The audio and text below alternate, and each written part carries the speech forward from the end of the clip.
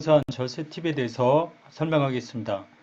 연말정산은 이제 얼마 있으면 회사나 일반인들이 연말정산하는데 이 중에서 제가 실제로 해봤을 때 주의해야 될 거 그리고 절세하는 부분에 대해서 정리를 했고 그리고 한국 납세자 연맹에서 나온 자료를 바탕으로 간단히 설명을 드리겠습니다.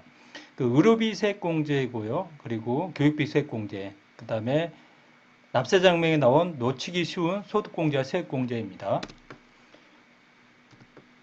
그 2020년 기소 연말정산인데요. 이게 국세청 홈페이지입니다. 국세청 홈페이지에 가서 홈택스에 가면 이런 식으로 동영 따라오기, 키워드 연말정산, 예상세 계산하기도 나옵니다. 그리고 맞벌이 근로자의 절세 안내가 나오는데 제가 한번 이걸 클릭해 보니까 아직은 오픈이 안 돼 있어요. 그래서 맞벌이 근로자 1월 18일 이후에 볼 수 있다고 합니다. 그래서 맞벌이 근로자의 경우는 이 사이트 가서 국세청 홈택스 사이트 가서 누르시면 도움이 되겠죠. 그리고 이제 그 국제 공제 자료 조회, 간소화 자료는 다음에 오픈이 됩니다. 그래서 1월 15일 이후에 오픈이 되는 걸로 알고 있습니다. 의료비세액공제인데요. 의료비세액공제는 구조 자체가 총 급여의 3% 초과된 금액에 일반적으로 한 700만 원 정도 가액으로 15% 세액공제로 해주고 있습니다. 그래서 맞벌이 부의 경우에는 한쪽으로 의료비를 몰아주면 됩니다. 자기가 카드를 누가 사용하든 상관없습니다. 이거는 그 의료비 세액공제가 소득 요건, 그러니까 소득 요건이나 연령 요건이 없기 때문에 가능합니다. 그래서 맞벌이 부의 경우는 급여가 낮은 쪽으로 그 의료비 공제를 한쪽으로 몰아주면 절세가 됩니다. 그러나 의료비에 대한 그 신용카드는 한쪽으로 몰 수가 없죠. 각각의 사용한 쪽에서 신용카드 공제를 받을 수 있습니다. 그 이유는 의료비 같은 경우는 소득 요건, 나이 요건이 제한이 없고 신용카드 소득 공제 같은 경우는 소득 요건이 있기 때문에 한쪽으로 몰 수가 없습니다. 그러나 의료비 세액 공제는 한쪽으로 몰 수 있는 게 팁입니다. 자, 의료비 세액 공제 계산인데요. 일반적인 경우는 700만 원 한도죠. 그리고 총 급여의 3% 초과된 금액. 그러나 본인과 장애인, 그리고 65세 이상자, 중증 질환자 의료비, 난임 시술비 이런 경우는 추가적으로 의료비 세액 공제를 해줍니다. 교육비 공제인데요. 교육비는 초중고는 300만 원, 대학생은 900만 원까지 해주는 걸로 알고 있을 겁니다. 그러나 초등학생 중에서 1학년의 경우에는 1월, 2월에 들어간 학원비 같은 것도 공제가 됩니다. 학원비가 1월 달에 100만 원, 2월 달에 100만 원, 총 200만 원을 교육비 세액 공제를 받을 수가 있습니다. 이것도 제가 우리 아들이 처음에 초등학교 1학년 갔을 때 1, 2월에 들어갔던 학원비에 대해서 교육비 세액 공제를 받았습니다. 이 부분은 또 일반인들이 놓치는 부분이 있습니다. 이 조항은 소득세법 시행령에 나와 있는데요. 취약전 아동 경우에는 가능하다. 그래서 초등학교 1학년인데 3월에 취약을 하기 때문에 1월, 2월은 가능합니다. 그리고 또 놓치는 부분이 교복 구입 비용입니다. 교육 비용이 연 50만 원 한도로 가능합니다. 연 50만 원 한도가 가능한 게 또 안경 구입비도 있죠. 의료비 공제에서.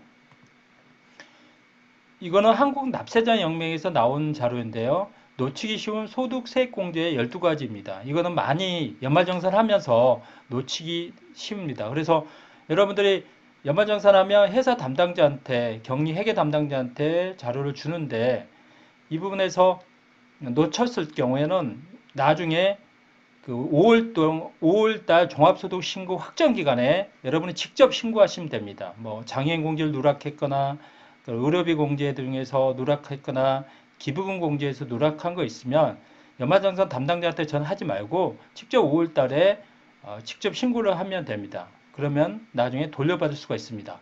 그래서 1번 암, 치매, 중풍, 난치성 질환, 황실치료를 요하는 중증 환자 경우는 장애 공제가 됩니다. 그래서 암 같은 경우도 장애 공제 되는 거니까 그리고 희귀질환, 계속적인 치료를 받는 경우도 장애 공제됩니다. 이 부분은 나중에 제가 한번 PPT로 다시 한번 말씀드리겠습니다. 장애인 복지의 이제 상위 등급인 국가 유공자도 장애인 공제 대상이 되고 주거용품으로 따로 거주하는 부모님. 그래서 제가 시골에 우리 어머님이 계신데 그 어머님도 주거용품에서 따로 분리됐기 때문에 그래도 어머님 경우에 기본공제 대상이 됩니다. 만 60세 이상. 그러나 60세 미만의 부모님 경우도 소득이 없는 전제하에 신용카드와 의료비와 기부금 공제가 됩니다. 이 부분을 좀 놓치는 부분이 있어요. 그 다음에 이제 주택 월세 세액 공제는 기준시가 3억 이하. 그 다음에 6번은 유학 중인 자녀는 고등학교, 대학교 교육비 세액 공제가 됩니다. 그래서 외국에서 고등학교 가거나 외국에서 대학교 가는 자녀가 있을 경우는 교육비 세액 공제가 됩니다. 근로자 본인은 대학원비까지 교육비 세액 공제가 되고 해외에도 됩니다. 직장 때문에 따로 사는 동생 대학 등록금 교육비 공제도 되고요. 안경, 그 다음에 콘텐츠, 그 다음에 장애인 보장구도 의료비 공제가 됩니다. 9번하고 12번은 뒤에 언급을 하겠습니다. 자세히 말씀드리면 암, 치매 질환, 난치성 질환, 황시 치료를 요하는 중증 환자의 경우에도 장애인 공제가 됩니다. 장애인은 60세 미만이라도 기본 공제가 되는 게 독특합니다. 그래서 여러분들이 그 암이나 희귀 질환 그런 다음에 계속적으로 치료를 받는 경우, 뭐 중증 고혈압이나 당뇨 같은 경우도 장애인 공제를 되고 병원에서 장애인 증명서 받으면 됩니다. 그 다음에 이제 장애인 복지법 장애인 상위 등급이 있는 국가 유공자의 경우에도 장애인 공제 들고 6.25 참전 등이나 고엽제 환자 상위 등급을 받은 국가 유공자도 됩니다. 그리고 주거용품으로 따로 거주하는 부모님 경우도 소득 금액이 100만 원 이하, 만 60세 이상 이 경우에 따로 부양공제가 공제를 되는 건 당연하고요. 100만 원 이하의 경우에도 기본공제 되는 경우도 있죠. 그래서 당연히 이거는 60세 이상인 경우는 처, 부모까지 시부모, 조부모, 그러니까 처의 할아버지, 할머니도 된다는 겁니다. 4번은 소득이 없는 만 60세 미만의 경우를 좀 놓치는 경우가 많아요. 일반인들은. 이분은 부양가족 공제는 못 받죠. 기본공제에 나이 요건이 있기 때문에 못 받지만 신용카드나 의료비, 기부금 공제는 된다는 겁니다.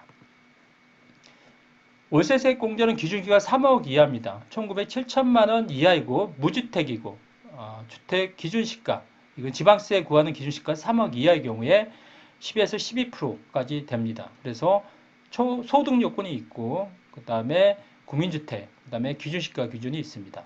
그리고 6번은 유학 중인 자녀, 고등학교, 대학교 교육비 공제가 되고 근로자 본인의 해외 대학원 교육비도 세액 공제가 됩니다.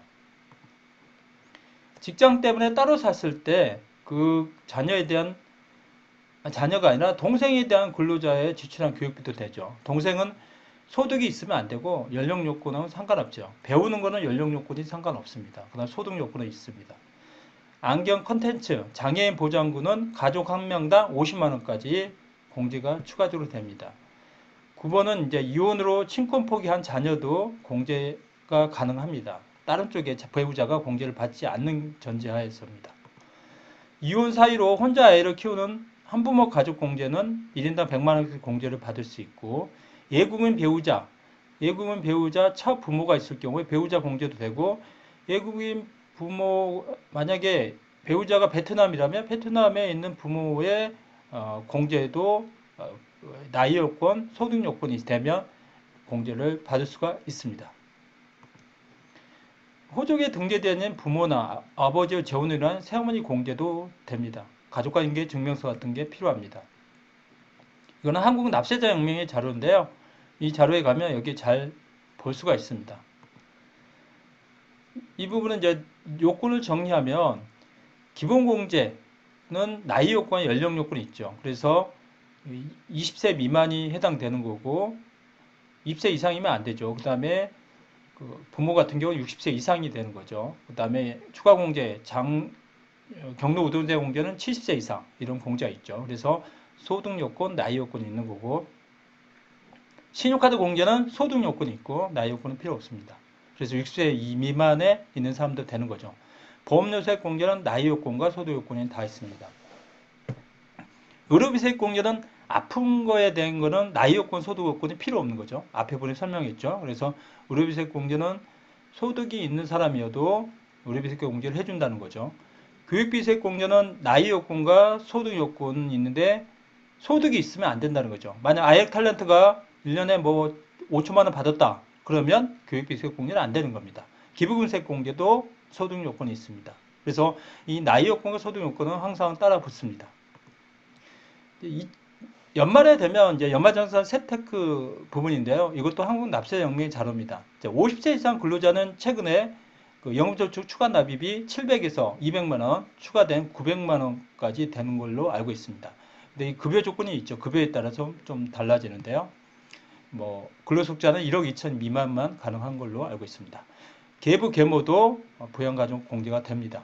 총 구매 7천만 원 이하 경우에는 산후조리원 비용을 영수증으로 200만 원까지 공제가 되고요. 주택 청약 종합저축은 무주택자만 되고, 뭐 혼인신고는 연말에 하면 배우자 공제된다는 거고, 월세 공제도 총급여가 7천만 원 이하이고, 그리고 무주택 확인서가 있어야 되겠죠. 7번 와만장, 중증 질환, 장애인 증명서를 병원에서 받으면 가능합니다. 8번은 뭐 크게 중요하지 않는 것 같고, 9번 같은 경우는 뭐 연말에 쓰는 것보다 이제 그 한도, 신용카드 한도를 보고 소득공제 부분을 조절한다는 말이고, 연말상에서 간소하게 나오지 않는 서류 미리 챙기다. 이거는 뭐 안경 구입비나 교복 구입비, 뭐 학원 비용 같은 것도 챙기면 되는 겁니다. 맞벌이부 경우에는 의료비는 급여가 적은 배우자에게 몰아주면 되는 겁니다. 그리고 취학 전 초등학교 1학년 1월 2월에 교육비, 학원비에 대해서 세공제가 되는 거고요. 안경 구입비는 1인당 50만원, 교복비도 1인당 50만원, 의료비 공제가 됩니다. 부모님이 60세 미만이어도 기본공제 대상, 연령 요건이 안 돼서 기본공제 대상이 아니지만 의료비, 기부금, 신용카드 소득 공제는 됩니다. 의료보험 공제는 소득, 나이 요건이 없습니다. 그다음 교육비 공제는 소득 요건이 있죠. 의료비 같은 경우는 소득이 있는 사람이 있어도 우리가 의료비를 대줄 경우에 공제가 되는 거고, 교육비는 소득 요건이 있는 사람은 교육비 세액 공제가 대상이 안 됩니다. 여러분들이 국세청 홈택스 가서 미리 연말정산 이상세액을 계산하면 도움이 될 것 같습니다. 오늘 여기까지 하고 연말정산 추가적으로 유튜브에 하나 더 올리겠습니다. 감사합니다.